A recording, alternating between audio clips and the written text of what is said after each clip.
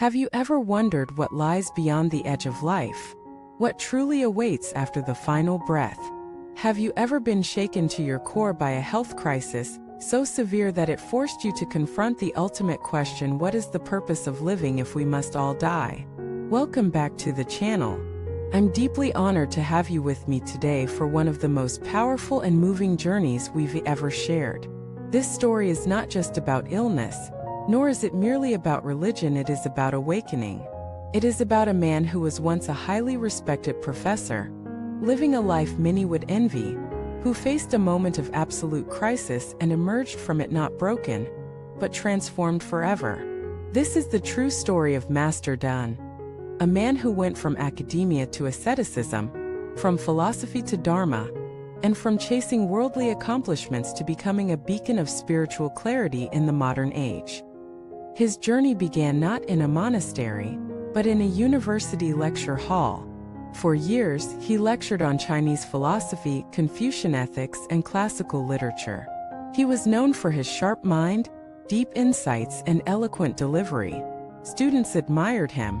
Colleagues respected him. Life was good, or so it seemed. Then came the moment that changed everything. A serious illness. His body, once strong, began to fail him. First it was fatigue. Then came the medical test. The diagnosis was grave. Something in him collapsed, not just physically but psychologically. As he lay in a hospital bed, tubes running through his body, machines tracking every heartbeat, he was forced to confront a terrifying truth: his intellectual mastery had no power here.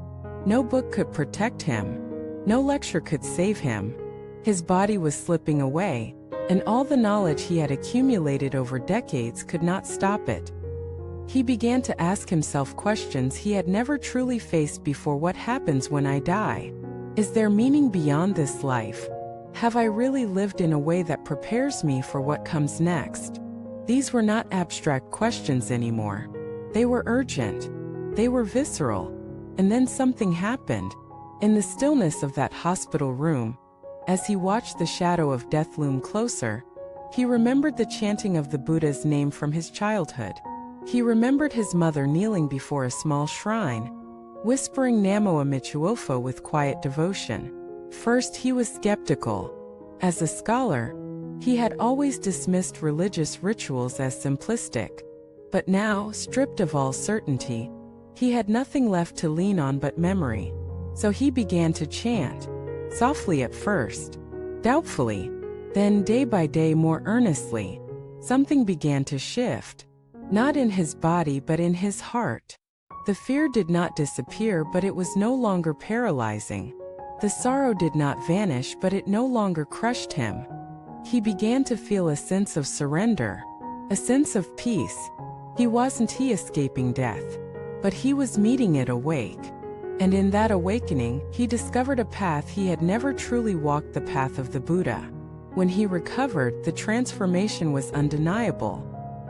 He left his prestigious position. He gave away his possessions. He traveled to the mountains.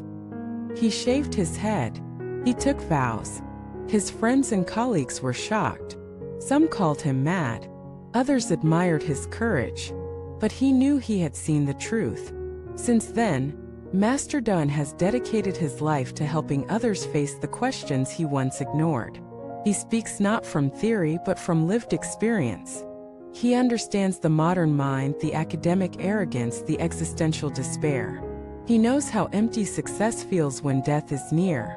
And he knows how profound even a single breath becomes when it is filled with awareness. He teaches that illness is not an enemy, it is a messenger. That pain is not punishment, it is a mirror. And that death is not the end, it is the gateway to rebirth, depending on how you've lived and how you've prepared your mind.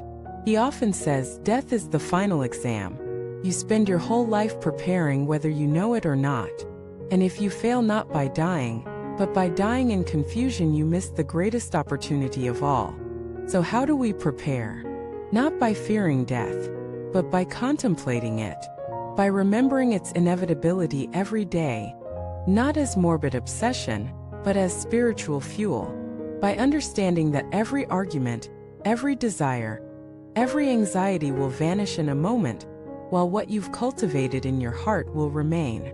Master Dun urges us to stop living in distraction, to stop numbing ourselves with entertainment, consumption, and shallow pursuits.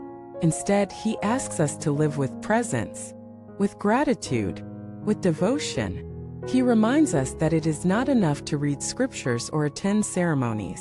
The real practice begins in how you treat others, how you face suffering, how you deal with your own shadows. He often shares the story of one of his disciples, a young woman who was diagnosed with cancer. First, she fell into despair, but under his guidance, she began to meditate daily. She recited Amitabha's name every morning. She forgave those who had hurt her. She let go of her regrets. When her time came, she smiled. Her family was devastated but also inspired. They said she didn't die. She just left the body. Her spirit was radiant. This is the fruit of real practice, not just peace in life, but dignity in death. And that is what Master Dun wishes for all of us. He doesn't promise miracles. He doesn't promise cures. But he offers something far greater: the path of awakening. To live with integrity, to love with wisdom, to die without fear, and in that space between birth and death to truly live. So ask yourself, if you found out today that your time was short, how would you live differently? What would you let go of?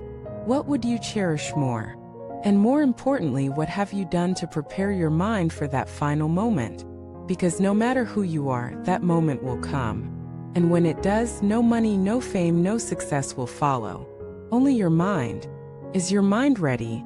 This is not a question of religion. It is a question of truth. And if you begin today, not with fear, but with courage, you can change everything. You can begin your own journey, not away from the world, but into its deepest heart. Just as Master Dun did, from professor to monk, from seeker to guide, from fear to freedom. May we all find the strength to follow that path, in our own way, with our own truth. Thank you for watching this video. If this story moved you, please subscribe, leave a comment, and share it with others. Let us walk this path of awakening together with clarity, courage, and compassion.